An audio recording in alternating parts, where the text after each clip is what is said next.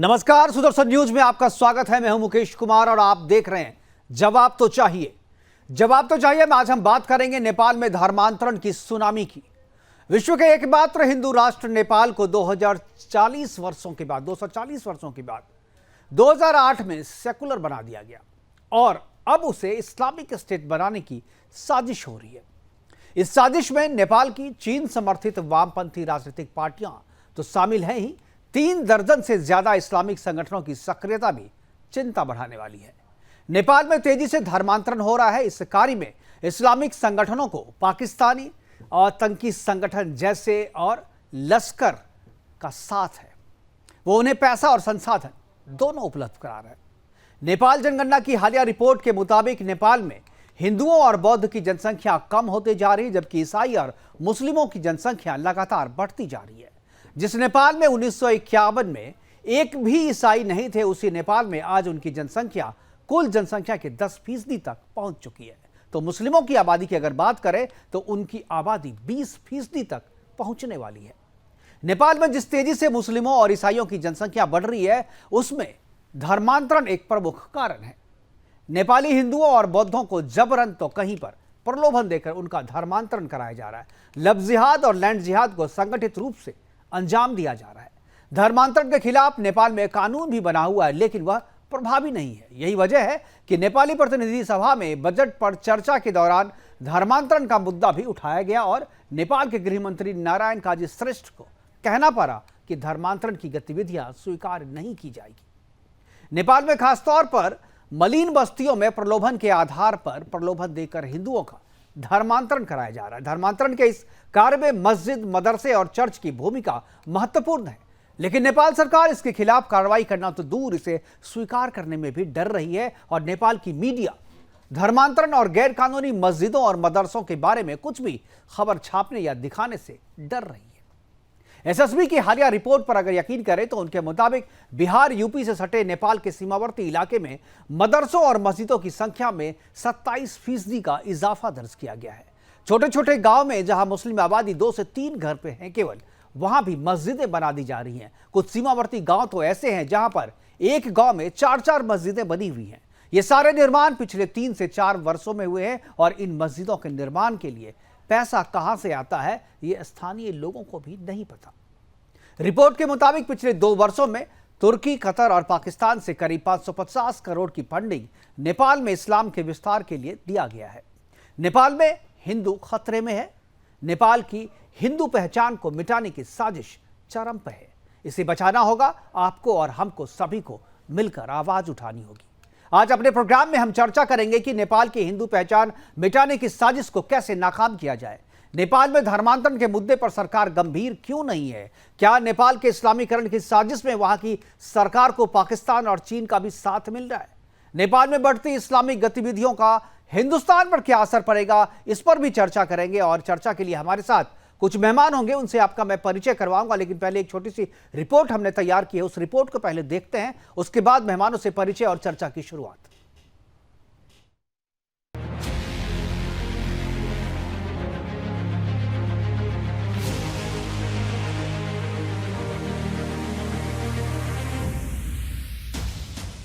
भारत की तरह नेपाल भी धर्मांतरण का शिकार हो रहा है। कट्टरपंथी मौलाना और ईसाई मिशनरियों ने नेपाल में धर्मांतरण के कारखाने खोले हुए हैं। हिंदुओं को और बौद्धों को चुन चुन का निशाना बनाया जा रहा है, उनका धर्मांतरण कराया जा रहा है। जिस तरह भारत में ईसाई मिशनरियां लोभ लालच देकर, साजिश रचकर धर्मांतरण का खेल खेल रही हैं, ठीक इसी तरह का धर्मांतरण का खेल नेपाल में भी खेला जा रहा है। जिस तरह धर्मांतरण जिहादी गजवाए हिंद की तरह भारत में धर्मांतरण की फैक्ट्रियां चला रहे हैं, धर्मांतरण जहाद का यही रूप नेपाल में भी देखने को मिल रहा है। स्थिति यह है कि नेपाल में हिंदू और बौद्ध जनसंख्या तेजी से घट रही है, तो वहीं मुस्लिम और ईसाई आबादी बढ़ रही है। नेपाल में तेजी से फैल रही धर्मांतरण की सुनामी की गूंज नेपाली संसद में भी सुनाई दे रही है। नेपाल के गृह मंत्री नारायण काजी श्रेष्ठ ने संसद में कहा कि देश में धर्मांतरण की गतिविधियां स्वीकार नहीं की जाएंगी। नेपाल में धर्मांतरण के लिए चलाया जा रहा प्रचार प्रसार भी स्वीकार नहीं किया जाएगा। नेपाल के गृह मंत्री ने सीपीएन यूएमएल के सांसद रघुजी पंत के सवाल के जवाब में कहा कि सरकार आर्थिक प्रलोभन के जरिए या किसी भी तरह के धर्मांतरण के लिए गंभीर है और इसे स्वीकार नहीं करेगी। नेपाल को कैंसर की तरह संक्रमित कर रहे धर्मांतरण के विरोध में हिंदू संगठन भी अभियान चला रहे हैं। नेपाल को पुनः हिंदू राष्ट्र घोषित करने की मांग कर रहे हैं। सड़क से लेकर संसद तक नेपाल में धर्मांतरण के विरोध में हुंकार भरी जा रही है। अब देखना यह है कि क्या नेपाल एक बार फिर से हिंदू राष्ट्र बनेगा या फिर धर्मांतरण की ये दीमक नेपाल को खोखला कर देगी। Bureau report, Sudarshan news.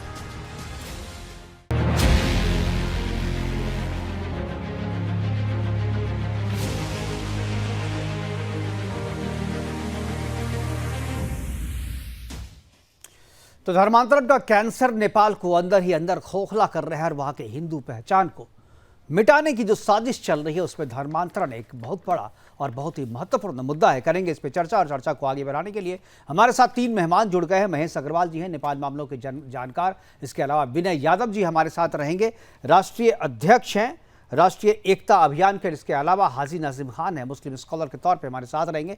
तीनों मेहमानों का स्वागत है और चर्चा की शुरुआत में महेश अग्रवाल जी से करना चाहूँगा क्योंकि इस मामले पे उनकी अच्छी समझ है और वो नेपाल को भी अच्छे से समझते हैं और नेपाल में जिस तरीके की गतिविधियाँ हिंदू पहचान को मिटाने के लिए की जा रही है उससे बहुत अच्छी तरह वाकिफ भी है। महेश जी, सबसे पहले मेरा आपसे सवाल है कि नेपाल में जो चीज़ चल रहा है सीमा के पार, आप चूँकि उसी एरिया में रहते हैं, नेपाल से आपका वास्ता भी बड़ा पड़ता रहता है। एक चीज जो हमको और आपको सभी को चिंता में डुबोए हुए है कि नेपाल में जो हिंदू राष्ट्र था, नेपाल उसे तो खत्म कर दिया गया 2008 में, वो एक अब सेकुलर स्टेट बना दिया गया। अब उसे इस्लामिक स्टेट बनाने की साजिश चल रही है और इस साजिश को पूरा करने के लिए एक टूल के तौर पे धर्मांतरण का इस्तेमाल किया जा रहा है। क्या आपको लगता है कि ये धर्मांतरण और जिस तरीके से जिस तेजी से इस्लामिककरण हो रहा है नेपाल का, इसे रोकने के लिए नेपाल की सरकार कुछ कर रही है या नेपाल की सरकार के साये में ये सारा खेल हो रहा है? मेरे को ये कहने में कहीं कोई गुरेज नहीं है कि ये जो भी हो रहा है हमारे नेपाल के राजनीतिज्ञ जो देश चला रहे हैं उनकी सह पर हो रहा है और वो मूक बैठे हुए हैं और उनको ये ज्ञान नहीं हो पा रहा है कि डेमोग्राफी जब चेंज होगी और उनके वोट के लालच में जब उनका अस्तित्व खतरे में पड़ेगा, जो कि बहुत दिन दूर नहीं, वो 5-7 साल में ही हो जाना है, 10 साल के अंदर हो जाना है, तब वो उनको कौन बचाएगा, ये उनको समझने की चीज है। बिल्कुल। तो आपके सवाल का सीधा जवाब है कि इसमें जो भी है राजनीतिक लोग हैं, वोट के लालच में उनको सह देकर ये काम करवाया जा रहा है।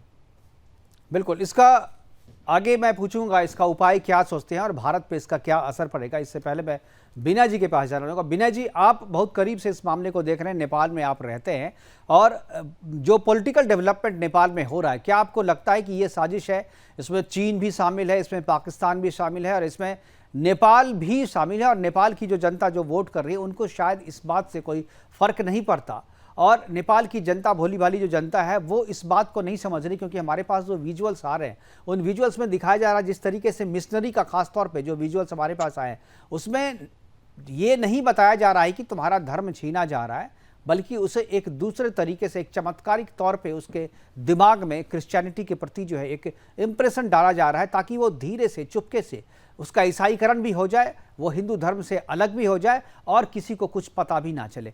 क्या इसके लिए जो कानून नेपाल में बना हुआ है, धर्मांतरण का कानून, क्या आपको लगता है निष्प्रभावी है या उसे और मजबूत बनाने की जरूरत है?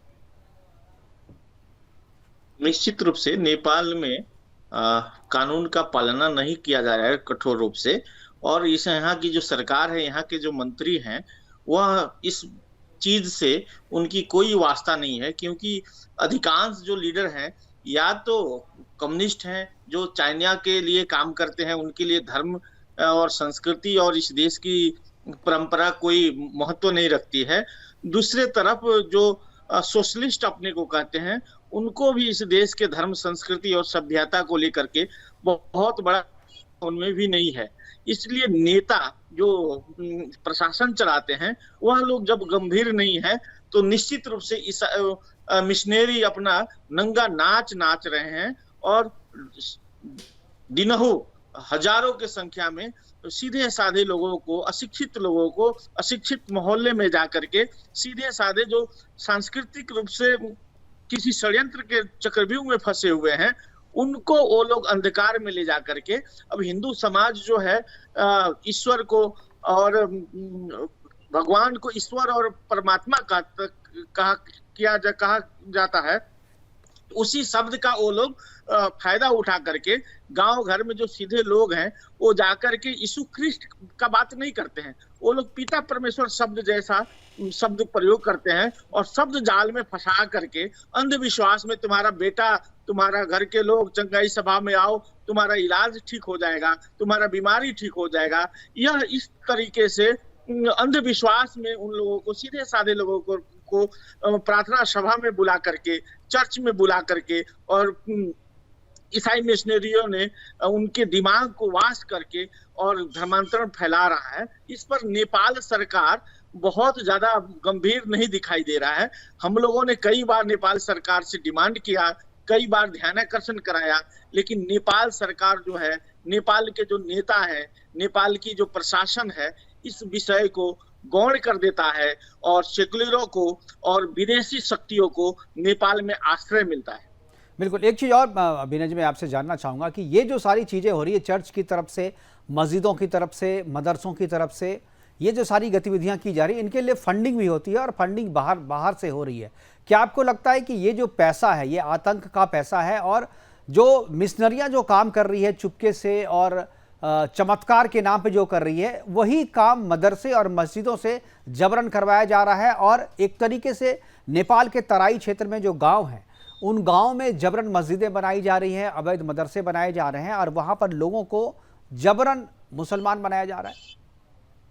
निश्चित रूप से तराई में आप जाएंगे, हर जिले में जाएंगे तो जो पहले गौचरण के लिए नेपाल में गाय के चरने के लिए जो जमीन हुआ करता था, उसको गौचरण बोलते हैं नेपाली सब भाषा में। और उस गौचरणों पर ईदगाह, मस्जिद और मदरसे धड़क के रूप में तराई क्षेत्र में, मध्य क्षेत्र में निर्माण किया जा रहा है। और सभी निर्माणों में आप जब देखेंगे तो नेपाल के हमारे मुस्लिम भाई पहले, आज से 10 वर्ष 20 वर्ष पहले बहुत ही शांति और बहुत ही अमन चैन से रहते थे, लेकिन जब विदेशी शक्ति, विदेशी मौलानाएं आकर के उनको प्रशिक्षण देने लगे तो आज के समय में वही हमारे बीच में जो बहुत सज्जनता से जो मुस्लिम भाई रहते थे, आज वो कट्टरवादी बन रहे हैं और हिंसा के रूप में उनकी मतलब की कट्टरता दिखाई दे रही है। गतिविधियां जो है अब हिंसक होते जा रही हैं, वो धर्म परिवर्तन भी करवा रहे हैं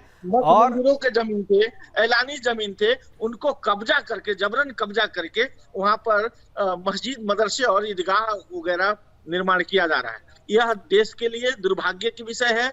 ये नेपाल के नेशनल सिक्योरिटी पर खतरा के रूप में हम लोग लेते हैं और नेपाल सरकार से भी जब समय समय पर हम लोग मांग कर रहे हैं कि ऐसी घटनाएं नहीं होने दे। आपको बता दें कि जो मुस्लिम भाई जिनको लगता है कि हम धर्म के लिए कर रहे हैं, नहीं, वो धर्म के लिए नहीं कर रहे हैं, वो विदेशी शक्ति जो उनके हाथों में हथियार थमाना चाहता है, उनके लिए काम कर रहे हैं।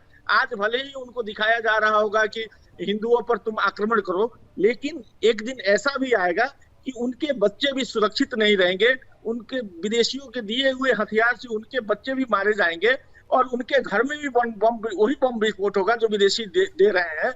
निश्चित रूप से उनके आने वाले भविष्य के लिए भी, उनके लिए आने वाले भविष्य के लिए उनके लिए भी अच्छा नहीं, लेकिन वर्तमान में जो हो रहा है वो कहीं से भी एक्सेप्टेबल नहीं है। और ये जो है, ये जो गतिविधियां चल रही है वो सीमा इस पार से भी हो रही है, यानी भारत के तराई क्षेत्र में जो स्टेट बना हुआ है, जो मदरसे और मस्जिदें बनी हुई हैं, वहाँ से भी इनको सहायता मिलती है। हमारे साथ हाजी नाजिम हमारे साथ हैं। हाजी, क्या आपको लगता है कि जिस तरीके से नेपाल में गतिविधियां हो रही है, जिस तरीके से नेपाल में इस्लामिक चरमपंथी जो है धर्म परिवर्तन करवा रहे हैं, जबरन करवा रहे हैं, अवैध तौर पर वहाँ पर मस्जिदें बनाई जा रही हैं, मदरसों में प्रशिक्षण दिया जा रहा है धर्म परिवर्तन करवाने का, क्या आपको लगता है कि ये सब चीज़ें जायज़ हैं और भारत से उसको, जो आपके समाज के लोग हैं, वो सीमा इस पार से उसे सहयोग करते हैं, केवल पैसे से ही नहीं, संसाधन भी देते हैं और वहाँ जाकर के प्रशिक्षण भी देते हैं? बहुत सारे मौलाना नेपाल में ऐसे पकड़े गए हैं और अभी भी बहुत सारे मौलाना, महेश जी इस बात की तस्दीक करेंगे कि बहुत सारे मौलाना जो नेपाल में प्रशिक्षण देने के लिए जाते हैं वो भारत से जाते हैं, यहाँ पे रक्सौल के क्षेत्र से जाते हैं और वहाँ पर प्रशिक्षण दे करके वापस भी आते हैं। जी हाजी साहब। देखिए मुकेश जी, सबसे पहले तो मैं आपके चैनल के माध्यम से सभी देशवासियों को ईद उल अजहा की तहे दिल से मुबारकबाद पेश करता हूं। और फिर अब रही बात जो अभी नेपाल के बारे में आप ये कही, विनय जी बिल्कुल झूठ बोल रहे हैं, क्योंकि इनके झूठ की पारदर्शिता बिल्कुल दिखाई दे रही है, क्योंकि इन्होंने कहा कि वहां पर जबरन मदरसे या मस्जिद बनाई जा रही है। पहली बात तो ये बताइए कि मस्जिद कभी भी जबरदस्ती नहीं बनाई जाती, वो लीगल बनाई जाती है, डॉक्यूमेंट्स में बनाई जाती है। और रही बात ये, जिस तरीके से विनय जी ने कहा कि वहां जबरन धर्म परिवर्तन कराया जा रहा है, अभी तक बताइए नेपाल के अंदर कौन सा धर्म परिवर्तन जबरन कराया गया? आप सरासर झूठ बोलकर देश के अंदर गुमराह वाली विनय यादव जी बात करते हैं। लेकिन अगर आप ये कहते कि नेपाल देश को मजबूत करने के लिए हिंदू मुस्लिम भाईचारा आगे बढ़ना चाहिए, तो ये बहुत अच्छी बात होती, बहुत अच्छी पहल होती।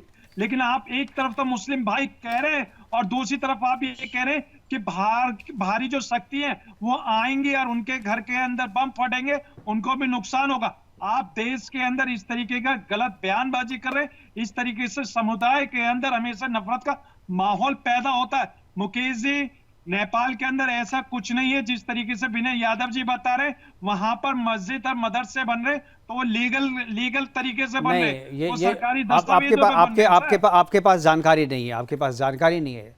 जो वहाँ चारागाह की जो जमीन है, उन जमीनों पे कब्जा करके वहां पर मदरसे बनाए जा रहे हैं। जो एसएसबी की जो रिपोर्ट आई है, उस रिपोर्ट में भी इस बात को, एसएसबी की रिपोर्ट में भी इस बात को कहा गया है। और भारत में जो एसएसबी की रिपोर्ट आई है उसमें यह कहा गया है कि तराई क्षेत्र में, हमारे पास रिपोर्ट है, हमारे तराई क्षेत्र में 664 मदरसे बनाए गए हैं और मस्जिद 364 है उनमें, और 330 जो है वो मदरसे बनाए गए हैं। ये एसएसबी की रिपोर्ट है जो गृह मंत्रालय को सौंपी गई है। किस तरीके की बात कर रहे हैं? आपको क्या लग रहा है जिस तरीके से आप हवा में बात करते हैं, हम हवा में बात नहीं करते हैं, हमारे पास पूरी जानकारी होती है, पूरी रिपोर्ट होती है, तभी ये बात कर रहे हैं। और विनय जी ने जो बात कही है, उसको अगर आप काट रहे हैं, आपके पास क्या फैक्ट्स हैं, आपके पास क्या सबूत है?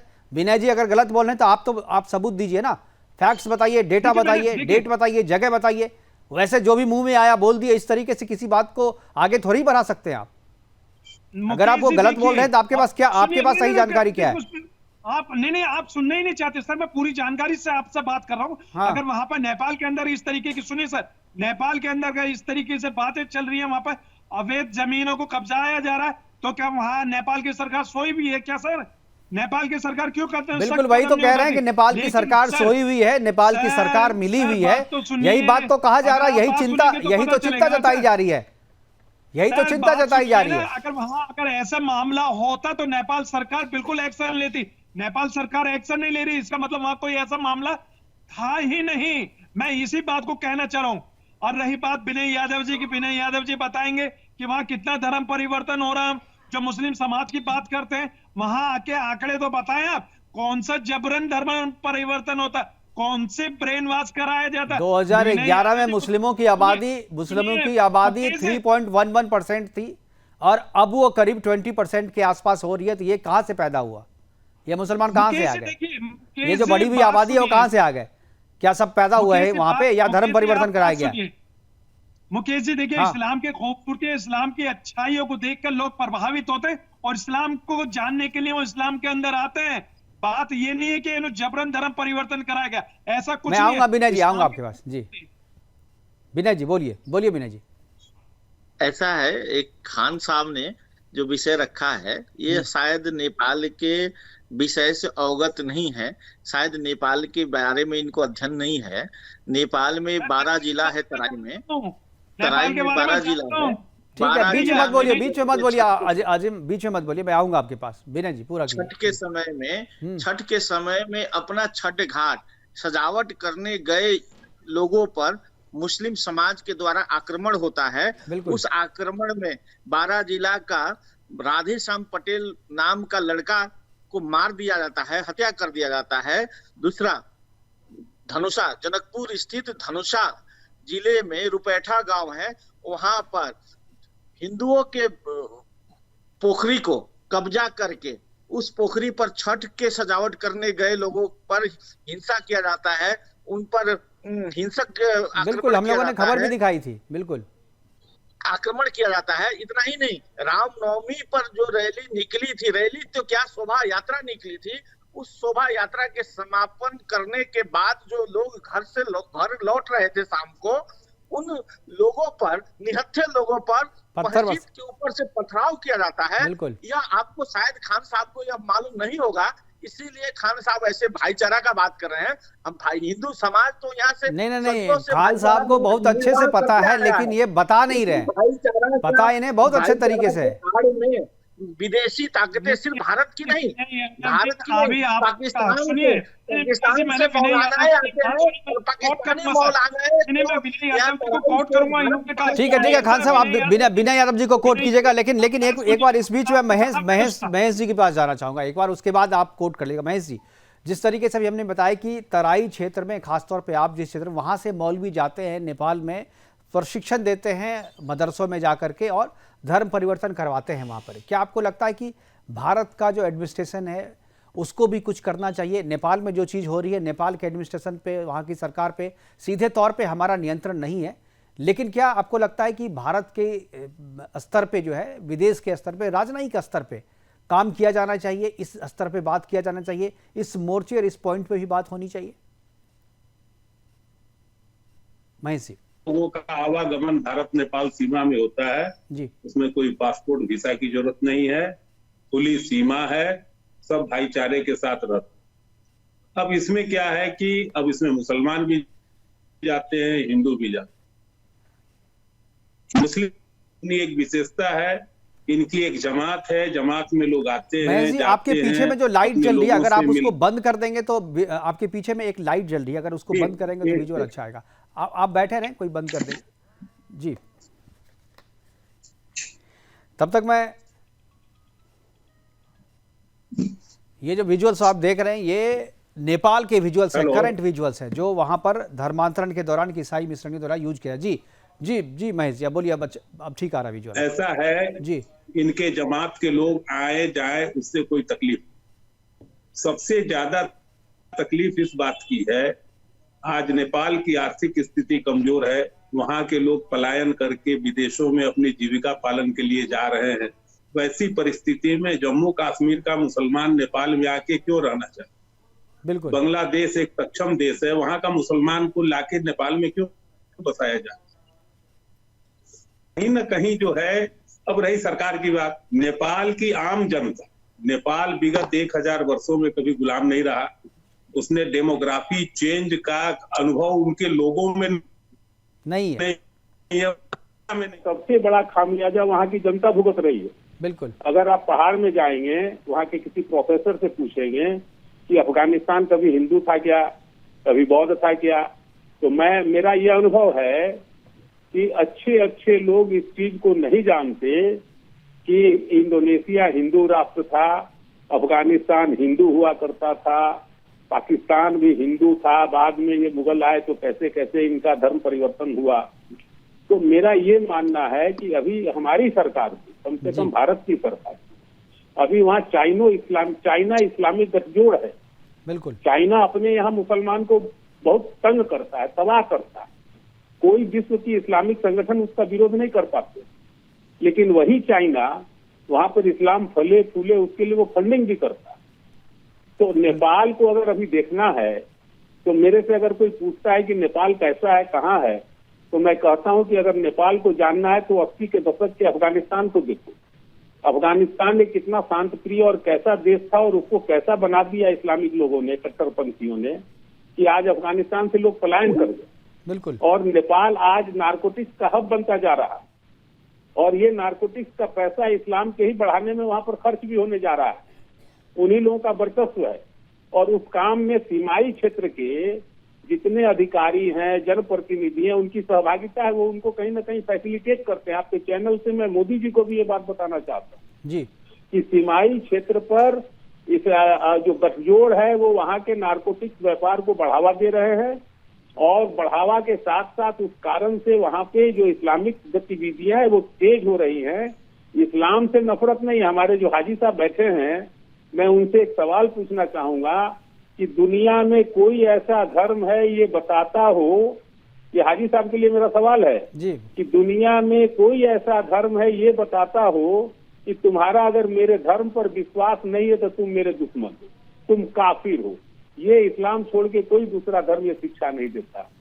तो ऐसी परिस्थिति में भारत सरकार को भी आंख खुली रखनी होगी और नेपाल के लोगों को कैसे एजुकेट किया जाए, ये काम करना बहुत जरूरी है अगर नेपाल को बचाना।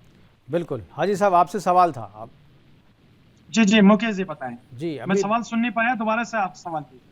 उन्होंने कहा, महेश जी का कहना है कि बताया कि दुनिया में कोई ऐसा धर्म है जो बताता है कि अगर आपको हमारे धर्म पे यकीन नहीं है तो आप हमारे दुश्मन हैं, आप काफिर हैं, आपको ऐसा कोई धर्म है, सिर्फ इस्लाम ही ऐसा करता है। नहीं देखिए, जिस तरीके से महेश जी कह रहे हैं बिल्कुल गलत कह रहे हैं, ऐसा कुछ नहीं है। जो अपने देखिए, मेरा इस्लाम धर्म के अंदर इस तरीके की कोई मान्यता नहीं है कि आप अपने धर्म को नहीं मानेंगे तो आप काफिर हैं। नहीं, मेरे इस्लाम के अंदर एक अलग बात है। मेरे इस्लाम की अच्छाइयों को देख देख कर लोग बाग धर्म परिवर्तन वाली बात जो आप बार बार कहते हैं ना, मेरे इस्लाम की अच्छाइयों को देख कर कि देखते हैं कि इस्लाम के अंदर कितनी अच्छाइयां हैं, तब वो उसको रिसर्च कर। इस्लाम की अच्छाइयों को देख करके रिसर्च करते हैं, तो फिर प्रलोभन क्यों देते हैं आप? जबरन क्यों करवाते हैं? पैसे क्यों देते हैं? नहीं मुकेश जी, मुस्लिम समाज कोई प्रलोभन नहीं देता। अगर आपके पास अगर कोई सबूत है तो आप सबूत दीजिए, हम उनके खिलाफ एक्शन लेंगे। गजब बात कर रहे हैं आप। जहां जिस इलाके में रह रहे हैं उस इलाके में दर्जनों ऐसे मामले हुए हैं, FIR दर्ज हुआ है, जांच चल रही है, लोगों को अंदर भेजा गया है, मौलवी को जेल भेजा गया है, मौलवी पे कार्रवाई हुई है, और आप कह रहे हैं कि आपके पास उदाहरण है। कितने उदाहरण दे दूं? मुकेश जी वो सब झूठ है। वो जितना आपका वजन है उससे ज्यादा FIR की कॉपियां हैं। मुकेश जी वो सब एक झूठा प्रोपगंडा होता है कि लास्ट में ये कह देते हैं कि हमें पैसे देकर प्रलोभन किया जाता है। ऐसा कुछ नहीं है। मैं ये पूछना चाहता हूँ, क्या उनका जो एक धर्म है क्या इतना कमजोर है कि अगर उनको हम कहते हैं कि आप धर्म परिवर्तन कर ले तो वो हो जाएगा? ऐसा कुछ नहीं है। जो लोग बार बार ये बात करते हैं ना कि ब्रेन वॉश कर दिया, ब्रेन वॉश, वो आखिर ब्रेन वॉश वाली मशीन है कौन से कि आदमी को डालते? अरे आप अपने देखो ना, आपके पूर्वज भी तो आपके पूर्वजों ने जब बदला था तो कैसे बदला था ये बताइए। जबरन बदला था या ब्रेन वॉश हुआ था? कैसे बदला था? आप तो बताओ ना। आपके पूर्वज तो हिंदू ही थे ना? आपके पूर्वज तो हिंदू ही थे ना? अरे 4 पुश्त पीछे जाओगे तो हिंदू। तो आप बताओ कि वो जबरन तलवार की नोक पे बदल दिए थे धर्म, या उन्होंने उनका माइंड वॉश किया था किसी ने? कुछ तो हुआ होगा ना आपके साथ भी, आपके पूर्वजों के साथ भी। वही बदला ले रहे हो आप लोग। मुकेश जी, अब मैं आपको जवाब दे दूं इस बात का। हाँ, जितने भी आपने इल्जाम लगा रहे हो बेबुनियाद इल्जाम है। अरे इल्जाम नहीं लगा रहा हूं मैं, ये इतिहास है जो बता रहा हूं आपको। मैं इल्जाम नहीं लगा रहा हूं, इतिहास है जो बता रहा हूं। सर ये बताइए, अगर आज तलवार के अगर बार बार ये कहते हैं तलवार के जोर पर धर्म परिवर्तन हुआ, अगर तलवार के जोर पे होते तो आप मुकेश कुमार ना होके मुकेश खान जी होते। मैं नहीं हुआ। आप जो हाजी नाजिम खान हो गए ना, वो तलवार के जोर पे हुआ, और हमारे पूर्वज तलवार के जोर के आगे झुके नहीं, इसीलिए हम मुकेश कुमार बने हुए हैं, और आप हाजी नाजिम हो गए। यही तो एक झूठा प्रोपगंडा है जो मुसलमानों के खिलाफ हिंदू भाइयों के साथ में रखा जाता है। तो आपकी रगों में आपको लगता है कि आपकी रगों में हिंदुओं का खून नहीं है क्या?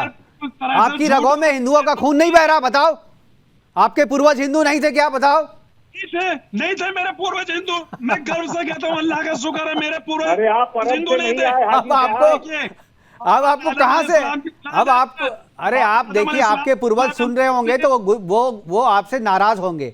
आपके पूर्वज अभी बकरीद के समय आप अपने पूर्वजों को नाराज मत कीजिए। हाजी साहब, इस्लाम की औलाद है सर।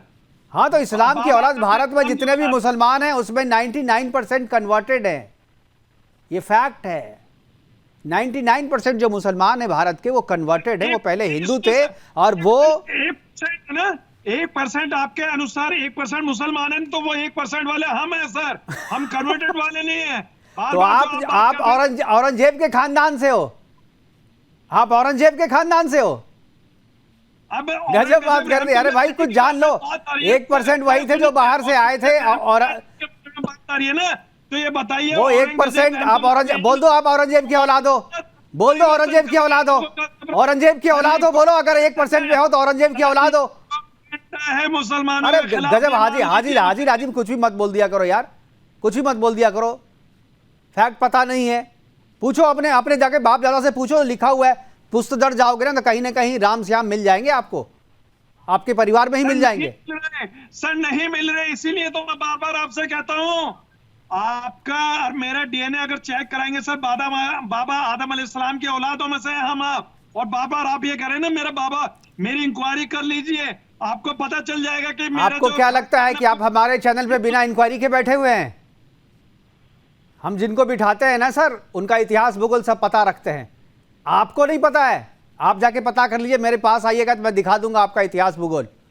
बिल्कुल मुकेश जी दिखा, मैं दिखा दूंगा आपका इतिहास भूगोल। चलिए, मैं महेश अग्रवाल जी, क्या आपको लगता है कि प्रोग्राम जो है अब खत्म करने की ओर ले जा रहे हैं हम इसे, क्या आपको लगता है कि भारत सरकार की तरफ से कुछ करना चाहिए इस समस्या से निपटने के लिए? क्योंकि नेपाल में जो कुछ भी हो रहा है उस पर हम सीधे तौर पे नहीं नियंत्रण कर सकते, लेकिन नियंत्रण करना जरूरी है, क्योंकि नेपाल में जो भी चीज़ होता है उसका असर भारत पे सीधे तौर पे पड़ता है। और ये बात जो है पाकिस्तान और चाइना भी जानता है, और इसीलिए नेपाल में या नेपाल के कंधे पर बंदूक रख करके भारत पे निशाना साधा जा रहा है। ये निशाना भारत पर ही है जी, और ये निशाना कहीं न कहीं 65 और 71 और 99, ये 3 जो लड़ाइयां पाकिस्तान से भारत ने जीती, उसका बदला किसी न किसी छद्म रूप में लेने की तैयारी में। दूसरी बात, भारत सरकार सरकारी स्तर पे कोई भी काम, इसमें सामाजिक स्तर पे ही लोगों को जागृत करना जरूरी है। और नेपाल में एक बात और लोगों को याद रखना चाहिए, जो भी ये कुकृत्य कर रहे हैं, जो भी कर रहे हो, चाहे वो ईसाई कर रहे हो या इस्लाम वाले कर रहे हो, तो एक बात ध्यान रखें कि हिंदुस्तान के हिंदुओं के घर में लाठी नहीं होती है, लेकिन नेपाल के हर एक हिंदुओं के घर में खुखरी जरूर होती है। जिस दिन उनको ये सच्चाई पता लग जाएगी, उस दिन फिर इनका खेल खत्म होने वाला है वहां पर। तो मेरा ये कहना है कि सामाजिक स्तर पर एक आंदोलन खड़ा करना होगा, वहां के लोगों को एजुकेट करना होगा, और जब वो एजुकेट होंगे तब जाके इस समस्या से निदान होगा। अब तो ये मुस्लिम लड़के, हाजी साहब मैं आऊंगा आपके पास। मुस्लिम लड़के अब हिंदुओं के नाम रख रहे हैं, पद्धति बांध रहे हैं, टीका लगा रहे हैं, और वो लोग जिहाद कर रहे हैं। हिंदुस्तान में भी हो रहा है, नेपाल में भी हो रहा है, और वाली बात कर रहे हैं। कितनी केस हो गई। अरे हाजी साहब आ जाएंगे आपके पास, जरा धैर्य रखिए, आ रहे हैं आपके पास। जी महेश जी अब हो गया आपका? तो कहने का तात्पर्य यह है कि वहां के लोगों को एजुकेट करना ये सबसे प्राइम काम है। वो भारत सरकार किस माध्यम से करेगी, सामाजिक स्तर से कैसे होगा, ये बड़ा आवश्यक है अभी नेपाल भी। जी बहुत सही बात कही आपने। हाजी क्या बोल रहे थे, बताइए, बात पूरी कीजिए, बात कर। देखिए मुकेश जी, जिस तरीके से महेश जी एक तरीके से कृपान और उसकी बात कर रहे हैं खोपड़ी की, ये बताएं क्या ये देश के अंदर एक नरसंहार वाली बात कर रहे हैं? ये आवाम को बगला रहे हैं कि आप इस तरीके का माहौल बनाएं? अरे आप महेश जी एक सज्जन व्यक्ति है, इस तरीके की बातें इनको कहते में शोभा नहीं देती। ये देश भारत और नेपाल हमें एक मिनट, अरे महेश आपकी बात सुनिए। हैदराबाद के आपके विधायक ने क्या कहा था? हैदराबाद के आपके विधायक ने कहा था कि 15 मिनट के लिए पुलिस हटा दो, हम 10-15 करोड़ हम सलट लेंगे। ऐसी बात आप लोग करते हैं, हम लोग तो आपने जिस तरीके से देखिए हाजी साहब, पहले मेरी बात समझिए। आप कानूनी कार्रवाई, उनको सजा मिली, आप कोई सजा नहीं मिली, कोई सजा नहीं मिली कोर्ट से। बाइज्जत बड़ी हो गए, क्योंकि कोई भी मुसलमान उनके खिलाफ जो है गवाही देने के लिए कोर्ट में नहीं आया, और इसलिए बाइज्जत बरी कर दिया गया उन्हें, क्योंकि वो मुसलमानों की भीड़ के बीच में बोल रहे थे। कोर्ट ने सबूत मांगा, कोई सबूत नहीं है, क्योंकि सारे मुसलमान थे। कोई मुसलमान किसी मुसलमान के खिलाफ सबूत नहीं देता, गवाही नहीं देता, क्योंकि इस्लाम पहले आ जाता है। ठीक है, वो समझ में आ गया। विनय जी कुछ बोलना चाह रहे हैं। विनय जी आखिरी कमेंट जी।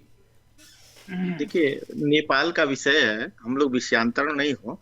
नेपाल में जो भारत के से लगे सीमाओं पर मस्जिद और मदरसे बन रहे हैं, उसमें आप कई घटना ऐसे सामने, सैकड़ों घटना सामने आया, पुलिस ने पकड़ा भी। पाकिस्तान, अफगानिस्तान, तालिबान से कट्टरपंथियों को ला करके उसमें आश्रय दिला करके, और 10 दिन 15 दिन के बाद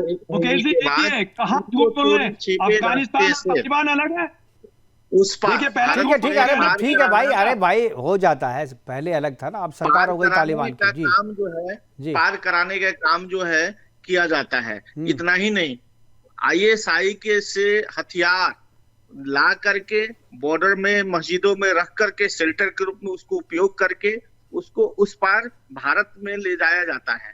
इतना ही नहीं, जाली नोट की, भारतीय जाली नोट की बिल्कुल। और नेपाली जाली नोट की आईएसआई के द्वारा यहाँ पर इंपोर्ट करके उसको भी बाजार में सप्लाई का काम, चाहे भारत में हो चाहे नेपाल में हो, वह उन मस्जिदों से, मदरसों से वह निरंतर काम जारी है। कई बार छापे पड़े, कई लोग पकड़े भी गए हैं, कई लोग अभी जेल में भी हैं, लेकिन कुछ बहुत सारे लोग आज भी काम कर रहे हैं। इसलिए यह जो है नेशनल सिक्योरिटी के मद्देनजर रखते हुए इस पर सरकारों को, चाहे वो नेपाल सरकार हो चाहे वो भारत सरकार हो, इस पर निगरानी रखने की आवश्यकता है। इनके खिलाफ में सख्त कार्रवाई करने की आवश्यकता है।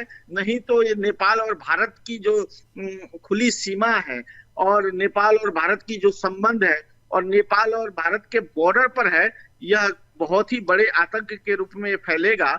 जिस तरह से पाकिस्तानी सब आकर के यहाँ पकड़े गए हैं, खान साहब को शायद नहीं मालूम हो, हाजी साहब को, लेकिन यहाँ पर सैकड़ों लोग ऐसे पाकिस्तान से आए हुए शेल्टर मस्जिदों में लेकर के रह रहे लोग पकड़े भी गए हैं। नेपाल की पुलिस ने पकड़ा भी है। और अभी नेपाल में कम्युनिस्ट सरकार, प्रचंड की सरकार और गृह मंत्री जो है वह सिर्फ नाम का गोरखा जिले के हैं, लेकिन वह जो है चाइनीज के इशारों पर चलते हैं और सीनो इस्लामिक गठबंधन, गठजोड़ के मुताबिक वह काम करते हैं और उनके इशारे पर उन लोगों को साथ देते हैं। भले ही वो सदन में उन्होंने एक लाइन बोल दिया कि हम धर्मांतरण के खिलाफ सख्त कार्रवाई करेंगे, लेकिन व्यवहार में ऐसा नहीं है। व्यवहार में ऐसा नहीं है, क्योंकि तराई में काफी सारे हिंसा दिखाई दिया, हिंसा आतंक दिखाई दिया मुस्लिम समुदाय के माध्यम से, लेकिन उन पर कोई अभी तक कार्रवाई नहीं किया नेपाल पुलिस ने और नेपाल प्रशासन ने, क्योंकि उनको नेताओं का और चीन का समर्थन है, उन साथ है। बिल्कुल नेपाल सरकार को जो करना चाहिए वो कर नहीं रही है, और जो करना चाहिए वो केवल बोल रही है, उनके एक्शन में वो चीज़ दिख नहीं रहा है। और यही चिंता वाली बात है। ये अगर जल्दी दूर नहीं हुआ तो शायद जो है धर्मांतरण का मसला जो है वो और भी ज़्यादा गंभीर होगा और भी ज़्यादा दोनों देशों के संबंधों को खराब करेगा। फिलहाल हमसे जुड़ने के लिए विनय जी आपका, महेश जी आपका और हाजी राजीव जी आपका बहुत बहुत धन्यवाद। आप जुड़े और अपनी अपनी बातें हमारे साथ साझा की। लेकिन नेपाल की जो समस्या है, नेपाल में जिस तेजी से धर्मांतरण किया जा रहा है और इस धर्मांतरण में सरकार का संरक्षण वहां प्राप्त है और धर्मांतरण के लिए जिम्मेदार लोगों को सरकारी संरक्षण प्राप्त है, उससे केवल नेपाल ही नहीं प्रभावित हो रहा है, बल्कि नेपाल के साथ साथ भारत पे भी इसका असर हो रहा है।